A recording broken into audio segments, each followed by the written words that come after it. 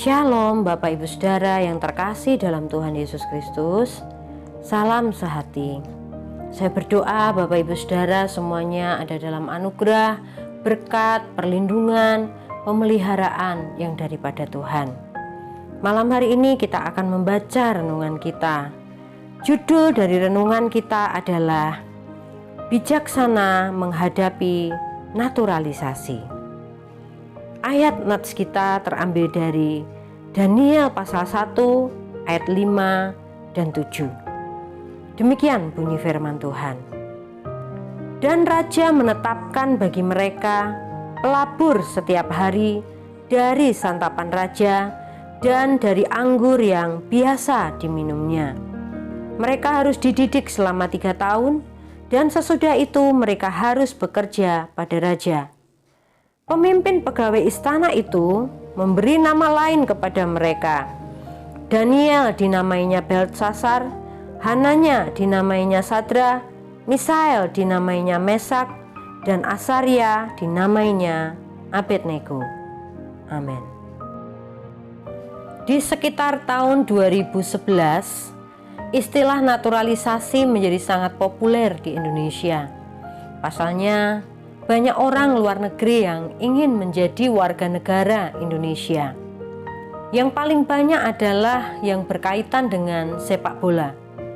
Keinginan mereka untuk membela tim merah putih sangat kuat. Oleh sebab itu, pemerintah akhirnya mengabulkan permintaan mereka untuk menjadi warga negara Indonesia. Itulah yang dinamakan dengan naturalisasi.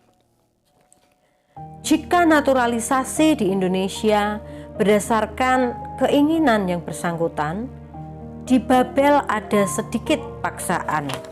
Naturalisasi bertujuan supaya orang-orang yang dinaturalisasi itu mempunyai keterikatan dengan negara di mana mereka tinggal.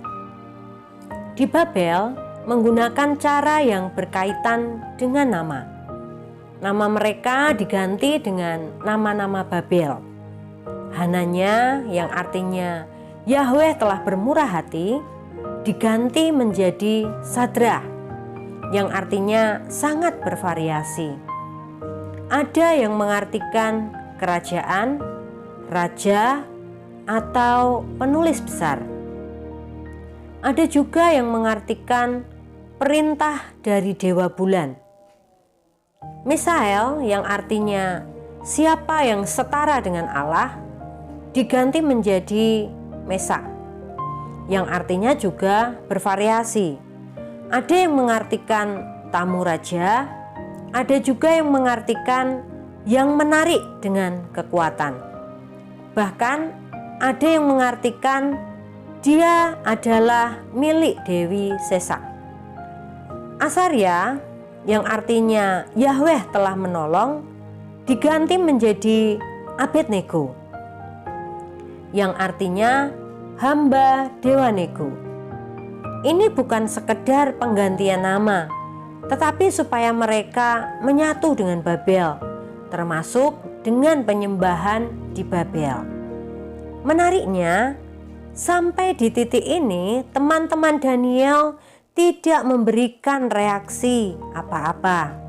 Mereka tidak protes atas penggantian nama mereka. Ini adalah tindakan yang bijak. Sebab kalau belum apa-apa saja sudah protes, maka kedudukan mereka atau bahkan nyawa mereka akan terancam. Dalam peristiwa selanjutnya, kita tahu bahwa mereka tidak setuju dengan naturalisasi ini. Mereka tidak mewujud nyatakannya nama Babel yang mereka terima dalam kehidupan nyata. Hananya tidak hidup menuruti perintah Dewa Bulan. Misael tidak menunjukkan dirinya sebagai milik Dewi Sesak. Asaria juga tidak hidup sebagai hamba Dewa Nego. Bagi mereka, apalah artinya sebuah nama Babel? Mereka menunggu waktu Tuhan untuk menyatakan secara jelas bahwa mereka tetap orang Yahudi yang beriman kepada Yahweh.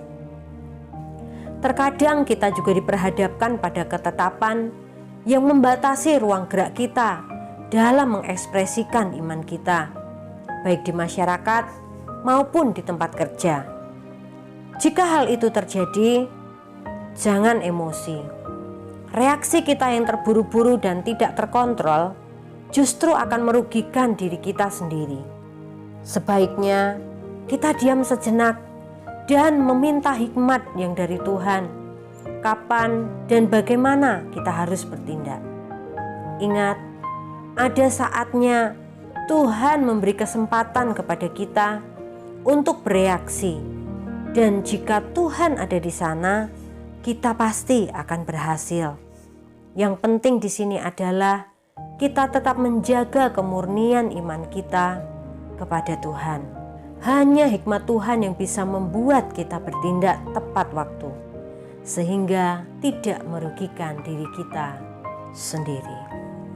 Demikian pembacaan renungan kita malam hari ini. Kita akan mengakhirinya di dalam doa. Mari kita berdoa.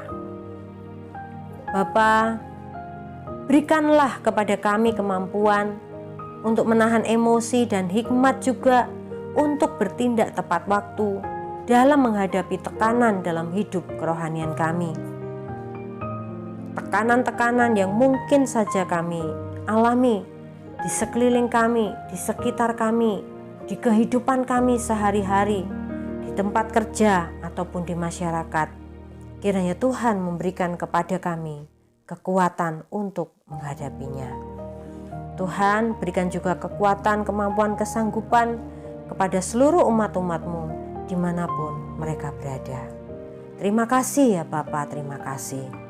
Hanya di dalam nama Tuhan Yesus kami sudah mengucap syukur dan berdoa. Haleluya. Amin. Tuhan Yesus memberkati Bapak, Ibu, Saudara semuanya. Salam sehati.